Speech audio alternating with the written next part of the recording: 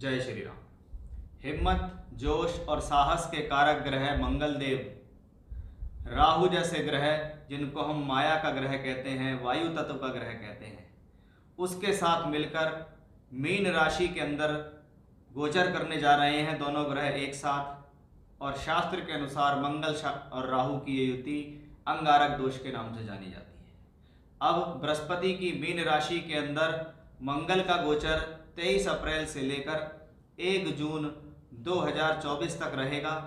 40 दिन की ये अवधि मंगल राहु की युति अंगारक योग के साथ गुरु की जल तत्व राशि के अंदर चलेगी। कैसा होगा परिणाम सभी राशियों के लिए इस वीडियो में खास तौर पे मैं चर्चा करने वाला हूं, इसलिए वीडियो में बहुत अंत तक बने रहिए, जिससे आपसे कोई भी विशेष जानकारी ना छूट जाए। क्योंकि इस वीडियो में हम बताएंगे कि मंगल राहु की ये स्थिति आपके लिए जीवन में क्या दे सकती है, क्या लाभ हैं, क्या हानि है, क्या सावधानी है। उपाय इसके सभी के लिए कॉमन ही होंगे, इसलिए उपाय भी आपको शुरुआत में बता दिए जाएंगे और बाद में आपको इसका फलित दिया जाएगा। जैसा कि आप जानते हैं कि मंगल ग्रह हिम्मत, जोश और साहस का कारक है, ऐसे ही राहु ग्रह की भी आदत है।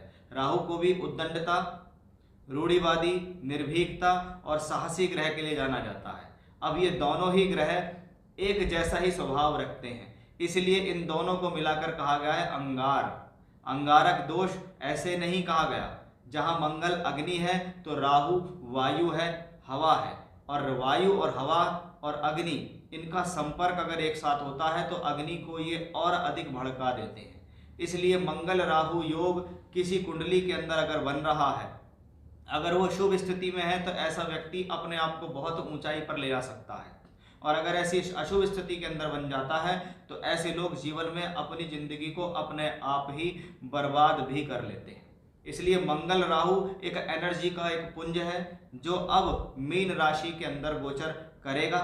ये बृहस्पति प्रधान राशि है, और बृहस्पति प्रधान राशि जो मीन राशि है ये एक जल तत्व की राशि है। यानी बृहस्पति की राशि के अंदर मंगल राहु का जाना, आप ये समझिए, जहां मैंने मंगल राहु को अंगार कहा है तो वहीं बृहस्पति की मीन राशि एक जलीय तत्व राशि, एक गहराई की राशि, यानी कहीं ना कहीं गुरु की वजह से इस योग के अंदर कुछ ना कुछ डाउन भी देखने को मिलेगा।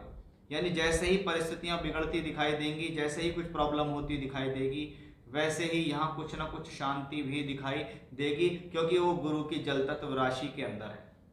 आज के इस वीडियो में हम जानेंगे कि आपकी राशि के लिए ये जो गोचर होने वाला है ये कल्याणकारी है या विध्वंसकारी है। कि ये अंगारक योग जरूरी ही नहीं है सभी के लिए शुभ हो या सभी के लिए अशुभ हो, क्योंकि ग्रह दो ग्रह हैं, दोनों विपरीत विचारधारा के हैं, दोनों ही बहुत तेज तर्रार हैं, दोनों की ही स्पीड बहुत ज़्यादा है, दोनों को ही अदम्य साहसी कहा गया है, दोनों ही अग्निकारक हैं। तो इस गोचर से हम कैसे बच सकते हैं, क्या उपाय कर सकते हैं, क्या सावधानी कर सकते हैं, इसकी जानकारी आपको इस वीडियो में मिलेगी। सबसे पहले मंगल और राहु इस दौरान खास तौर पे मंगल इस दौरान 3 नक्षत्रों से गुजरते दिखाई देंगे। क्योंकि मंगल क्या है, इस दौरान पूर्वी भाद्रपद, उत्तरी भाद्रपद और रेवती, जो कि मीन राशि के अंदर ये तीनों नक्षत्र आते हैं। अगर आपको मंगल की दशा चल रही है तो आपका प्रभाव ज़्यादा है, क्योंकि वे गुरु की राशि में गोचर हो रहा है, राहु इसके साथ है, तो मंगल गुरु या राहु से संबंधित दशा अंतर प्रत्यंतर है, तो आपके ऊपर इस गोचर का प्रभाव ज़्यादा होगा।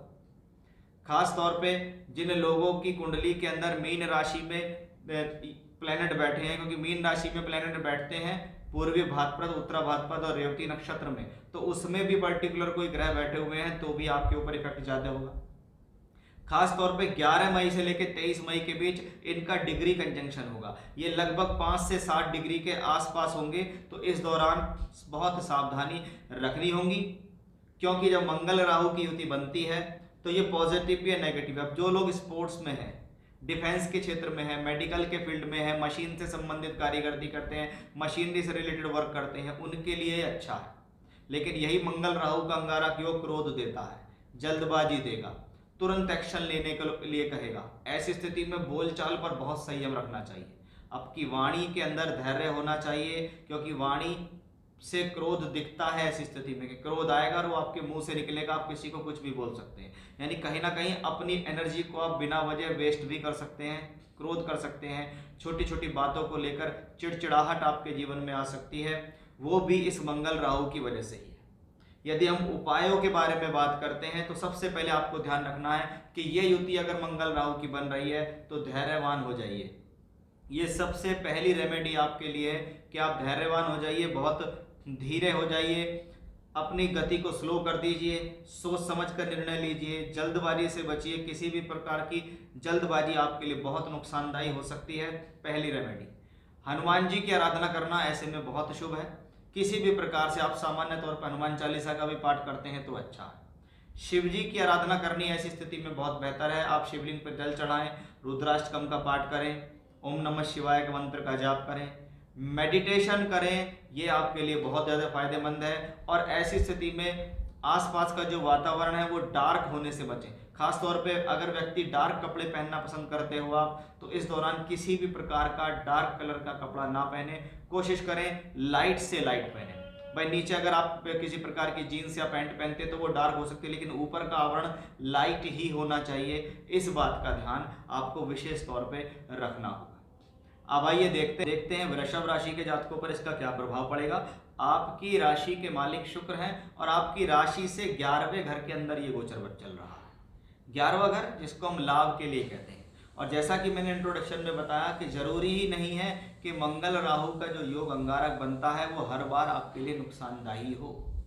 इसलिए मैंने थंबनेल में भी लिखा है कि कल्याणकारी होगा या विध्वंसकारी होगा, तो ये समझने से ही पता लगेगा। सबसे पहले शास्त्र का नियम फॉलो करते हैं। शास्त्र कहता है कि राशि से एकादश भाव में गया हुआ कोई भी ग्रह खाली हाथ नहीं लौटता। यानी वो कहता है कि एकादश भाव लाभ का, प्राप्तियों का भाव है। एकादश भाव जीवन में कुछ प्राप्त करने का, कुछ इनकम का, कुछ प्रमोशन का और कुछ तरक्की का भाव कहलाता है। एकादश भाव हमारे जीवन में हमें कुछ देने के लिए होता है। शास्त्र कहता है कि मंगल और राहु दो ग्रह हैं, ये दोनों स्वभाव में अशुभ हैं और अशुभ ग्रहों का लाभ स्थान में जाना या एकादश में जाना, या शास्त्र का नियम है कि त्रिषडाय भाव यानी 3, 6, 11 में अशुभ ग्रह शुभ फल देते हैं। यानी पहली परिभाषा के अनुसार ये मंगल राहु की युति आपके 11वें घर के अंदर वृद्धि करने के लिए आई है। ये मंगल राहु की युति आपको किसी न किसी प्रकार से कुछ लाभ देने के लिए आई है, सोर्स ऑफ इनकम देने के लिए आई है। कभी कभी तो ऐसी स्थिति में एक से अधिक माध्यम से पैसा कमाने का मौका मिलता है। लेकिन यहाँ सावधानी भी क्या है वो भी रखनी है, क्योंकि मैंने बताया कि मंगल और राहु अंगार हैं और इस अंगारक योग के कारण आप देखिएगा कि मंगल एकादश भाव से बैठकर दूसरे घर पे दृष्टि भी देते हैं। इसका मतलब है आपको बोलचाल में बहुत सामान्य रखना होगा। अपनी बोलचाल जितनी ज़्यादा आपकी नॉर्मल रहेगी, धैर्यवान होगी, आपकी बोलचाल में ऐसा नहीं लगेगा कि आप किसी के ऊपर अपनी बातों को थोप रहे हैं। तो इस बात का भी आपको विशेष सावधानी रखनी होगी कि अगर पैसा चाहिए तो व्यवहार उत्तम होना चाहिए। अगर धन चाहिए तो सामने वाले से पैसा आपको निकलवाना है और उससे पैसा निकलवाना है तो उसके लिए व्यवहार में अति उत्तमता होनी चाहिए, धैर्यवान आप होने चाहिए, सॉफ्ट स्पोकन आप होने चाहिए। ऐसा नहीं लगना चाहिए कि आप किसी के ऊपर अपनी बात को थोप रहे हैं, क्योंकि वो मंगल राशि से 12वें घर का मालिक भी है। इसका मतलब है कि ये खर्च स्थान का मालिक होकर लाभ स्थान में बैठा है, यानी खर्च का लाभ से संबंध या 12वें घर का लाभ से संबंध, यानी इस दौरान किसी दूर स्थान से जुड़कर या किसी प्रकार की ट्रैवलिंग से आपको पैसा कमाने का मौका मिल सकता है। क्योंकि मंगल पंचम भाव पे दृष्टि दे रहे हैं, इसलिए अपनी बुद्धि पर संयम रखें, निर्णय पर संयम रखें, एजुकेशन करने में किसी भी प्रकार की जल्दबाजी ना करें।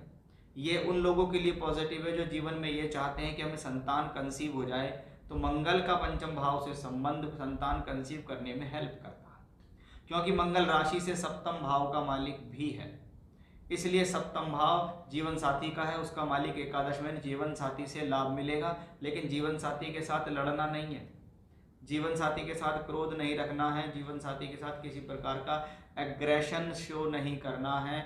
ये भी आपको इसी दौरान ध्यान रखना होगा। यानी मंगल राहु की युति आपके लिए है तो कल्याणकारी, लेकिन कब वो विध्वंसकारी बन जाएगी आपको पता भी नहीं लगेगा। इसलिए आपको मैंने जितनी भी बातें इंट्रोडक्शन में बताई हैं या यहाँ पर बताई हैं, उन पर जितना संयम होकर रखेंगे उतना अच्छा है। क्योंकि मंगल एकादश भाव में बैठकर छठे घर पर भी दृष्टि देता है और छठा भाव रोग ऋण शत्रु है।